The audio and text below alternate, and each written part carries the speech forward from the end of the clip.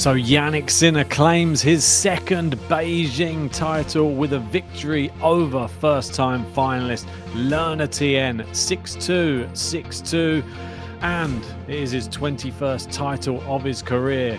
And on the women's side, we're now into the quarterfinals, and there's been some upsets. We've had Iga being knocked out by Emma Navarro and getting bageled in the process. And a Brit is flying through. It's not Raducanu. It is none other than Sonay Kartal. That's right. There's exciting stuff going on in China right now, and we're going to go through it.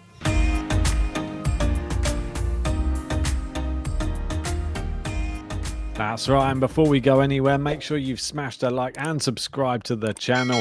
Let's get stuck into this. And well, it was Jannik Sinner. I woke up this morning and no better way to start the day than watching a final. And it was one of my players of the year that I've selected, my wild card, Learner Tien, in his first ATP final. It was always going to be a tough one. You're never going to have it your own way when you're playing Jannik Sinner on a hard court, especially a title he has won before as well.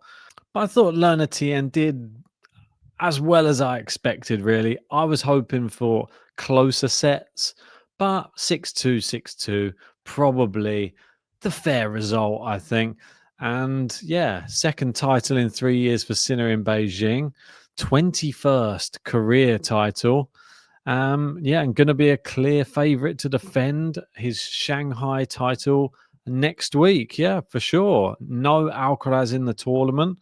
Djokovic on his side, but he has a great record against Djokovic in recent years. So I think he is the clear favourite. I think that this match against Tien, I'd say arguably his easiest one out of the last three matches. Atman was probably tougher. Alex de Minaur was probably tougher as well.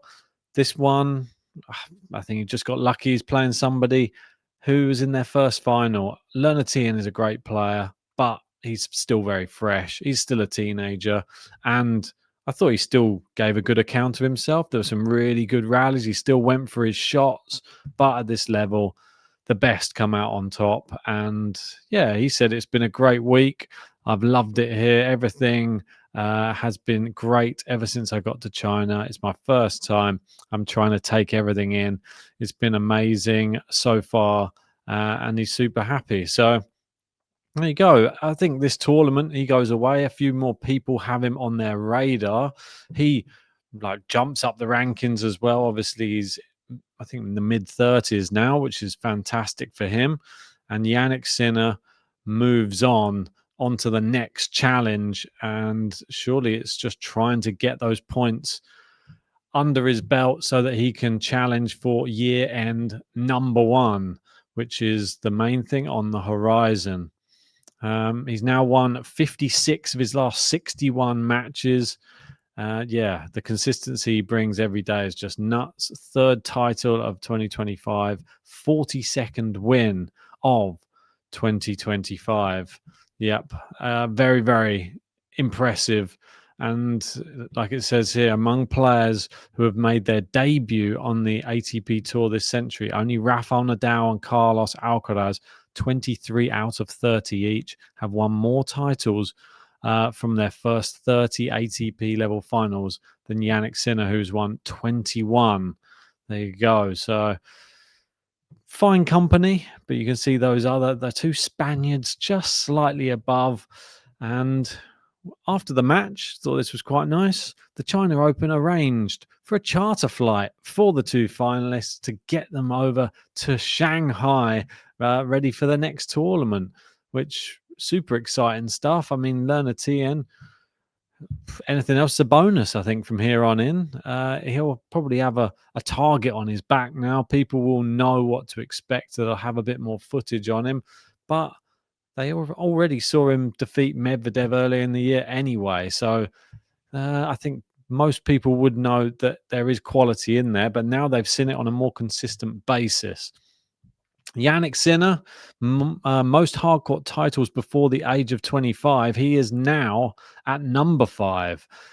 We had Roger Federer with 25, Djokovic and Sampras with 22, Jimmy Connors with 20, Andy Murray, come on, with 19, Jannik Sinner, Andre Agassi, and Leighton Hewitt with 18, doing legendary things.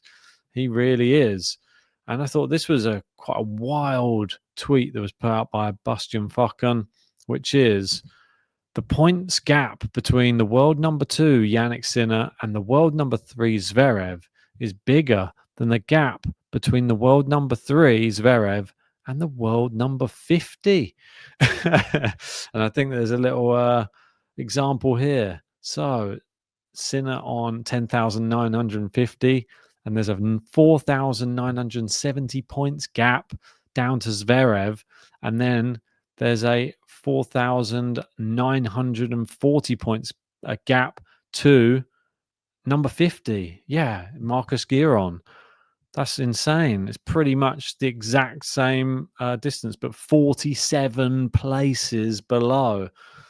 That is insane. Crazy. But there you go. That just goes to show how the level is with the two players who are the best in the world. They are leaps and bounds. They're in their own category above the rest of the tour. And Zverev, he's normally a consistent player on the tour. Been a bit patchy this year, but to still be in third is pretty impressive considering he hasn't had the best year. Moving over to the women's, and it is quarterfinal time. Yep, that's right. It is a WTA 1000 event on the women's side, don't forget. And we've had a bit of a shocker earlier today because Iga Swiatek, she was back to form, she was looking great, and now she's out of the tournament. Emma Navarro defeated her 6-4, 4-6, 6-love. The bagel from Navarro. Iga gets bageled. You don't really ever get to see this, but it's happened. And at the hands of somebody, I would say you would not expect to bagel Iga. Navarro not known for doing this to really any other players out there, especially not top talent like Iga. And the world number 2 is out, and it's one of the biggest wins of Navarro's career. Her third win over a world number 2, 6th top 10 win. And yeah, before today, she had never won more than 2 games in a set against Iga. And she's the first player ever to beat Iga in Beijing as well. What a performance. I was actually impressed by her level of power she was hitting with. I've not seen Emma Navarro hit with such power as I have done in this match. And I always had her down as more of a percentage tennis player, likes to keep the rallies going, very good recovery skills. But in this match, yeah, she really went for it. I think she knew Iga was there for the taking, which the stats will obviously suggest as well. The big one that jumps off the page there for Iga is 70 unforced errors. If you hit that many, you're not going to win a tennis match, unfortunately. Ask Ostapenko. She tends to have these problems when she goes off the ball a lot. Obviously, we've got negative ratios for both players there, but Emma Navarro just keeping it together a little bit better, and especially in that final set as well. Iga, she'll have to try and come back stronger, and I don't think she likes playing the Americans. Like Vance says here, this year she's 59 wins, 14 losses, which is 80.8%. And she's 5 wins, 7 losses versus Americans. And you can see the head-to-heads that she's got against the Americans. 1-1 versus Anisimova, 1-1 versus Keys, 1-1 versus Navarro, 1-1 versus Collins, 1-0 versus McNally, and then 2 losses to Gauff and 1 loss to Pegula. So, yeah, the last 12 matches against Americans haven't been too good for Iga. Got a few wins in there, but maybe they're just getting together. Maybe they're conferring. Maybe they are all discussing how to beat Iga, and they found a way. But somebody else who's playing actually good tennis, it wasn't about there being the battle of unforced errors. This one was just good tennis. Now, Mira Andreeva probably hit more unforced errors than she would have liked, but I think they were forced a little bit by Sonay Kartal, who, in defeating Andreeva, she has now registered her first career win against a top 10 opponent. She looks fantastic. And I think Vance says it very well. She should be getting way more hype than she is right now. She's into a quarterfinals of a WTA 1000, got her first top 10 win a year after winning her first title in Tunisia. And she also made the second week of Wimbledon. Come on. What more do we have to do to get her on the map? And I like her as well. I think she's got a great personality. And she's not your conventional personality on the tennis tour as well. Quite like it. She's a little bit reserved, but she has all the shots. Her backhand looked fantastic today. And I don't think Mira Andreeva yet has quite the power to hang with some of the players. And I think Kartal was really noticing that and cutting some good angles, pushing Andreeva around the court a lot of the time. Andreeva still very young, and she just needs to add a little bit more muscle, add a bit more power, needs a bit more power in the serve for me, and definitely in the forehand as well. But yeah, she's had a great year. So she's number 5 in the world. So whatever happens this year, it's a building year, and she has won some big tournaments at the start of the year. We know how the tennis season is quite long, and the back end of the year, some of the younger players do struggle a little bit, but it all comes with time. So expect to see her back to winning ways again soon. Jess Pegula, she is back to winning ways. She nearly went out of the tournament earlier to Raducanu. No idea how she's stuck in that. I think she say 4 match points, 3 or 4. And Raducanu's just having an absolute nightmare with match points recently. The Krejcikova match, now the Pegula match. And fair play, Jess Pegula. She just keeps on keeping on. She's won this match against Kostyuk, another player who I have in my top 10 come the end of the year, and I could have done with this win. But Jess Pegula just that good, isn't she? She reminds me a little bit of like the Taylor Fritz, really, of the women's tour a bit. She sort of can beat majority of the players. There's just, when she comes up against certain ones, struggles a little bit. Maybe the women's tour slightly more even than the men's, because we know we don't really have Alcaraz and Sinner level on the women's, because I think Sabalenka and Iga are still vulnerable.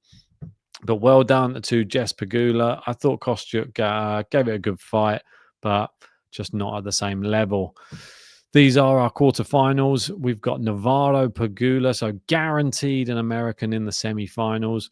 And we've got Paolini versus Anisimova, so another American in there. Anisimova continuing her great season that she's been having. Obviously, 2-time Slam finalist this year, looking to get to a WTA 1000 final if she can, but that's a tough match against Paolini. Kartal versus Noskova, which is very interesting one there. 2 players you wouldn't have expected to be there, and both have a real opportunity to get to a semi-final of a Masters 1000. I think you know who I'm backing in that one. I don't even need to tell you. And another surprise package has been Eva Lees as well. She knocked out Jelena Rybakina in one of the earlier rounds. She actually knocked out Iva Jovic in the first round. So she's not had the easiest draw, but she's been coming through with flying colours. And Coco Gauff, she's been saying she's treating this tournament a little bit like a pre-season. She's not really seeing this one as such a big event, which is, maybe it's just trying to take the pressure off. She's been having some very, very tough matches, but I think that's a good mindset to maybe be in if you don't want to have a lot of pressure on yourself. She went through her last match in the round 4 against Bencic. That was a really tight one. She, was close to going out, really. She was down a set, second set tie break. She was able to get through, and then she won in the third, and Lees went through against Kessler. How do I see it going? should give some predictions now. Tell me how you see all of these ones go. I'll start with this one anyway. Coco Gauff versus Iga Swiatek. I think it's actually very tough to call. Normally, if this was the start of the tournament, I'll be picking Coco Gauff all day long. The way that Iga Swiatek has been playing, I could actually see her winning this. It's quite crazy to say, but I think I'm going to go with Iga Swiatek to knock out Coco Gauff in 3 sets, I think. But I don't know. She seems fearless at the moment. I'm going to back it. Moving over to the other one here, Kartal, I'm going to have beaten Noskova, going for it in straight sets. Come on, let's do it. Let's get through. Let's have a little bit more gas in the tank when it comes to the semis. And let's go to the other ones as well. I'll go to this one at the top. I believe Jess Pegula will beat Emma Navarro. I think it'll probably be 3 sets. Navarro loves 3 sets, it seems. But I think Pegula will be too strong. So we'll get Pegula Kartal. And then this one's the toughest one, I think. Anisimova versus Paolini. Paolini knocked out Boskova. Anisimova knocked out Mukova. Anisimova probably had the tougher matchup in her last match, because Mukova, she seems to be coming back to a little bit of form as well.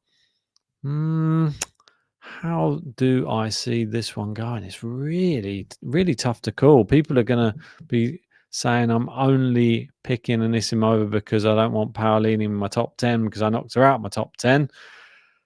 But I don't know if I can make a selection just based upon like the beginning of the year predictions. I'm going to have a look at how convincing Paolini's been. She's won every single match in straight sets. Yeah, and Anisimova's only dropped 1 set. I'd say the way that the year's been going, I have to be honest, I think Anisimova is having a better year. And I think Anisimova has found her form. She has sort of like this little bit of fight in her at the moment, where she's just trying to prove something. And I think she'll win. I think it will be close. I think it'll be 3 sets.